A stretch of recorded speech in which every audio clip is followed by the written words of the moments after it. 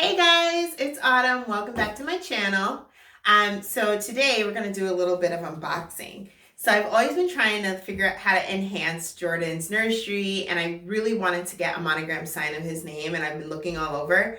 I found this website called 48 Hour Monogram, and they had some really great designs, and so I ordered one and I just got it in the mail. So I'm super excited to see what it looks like. So let's go. Came in a box like this, nothing glamorous at all. But let's see here. This is going to be an honest reaction. My first time looking at it. Oh, wow. So here it is. Jordan. And then I got his middle name, which is Lucas. Lucas. So I love the font. It's a really nice thick wood, so it won't break easily, which is nice. And I think that the letters are really easy to read.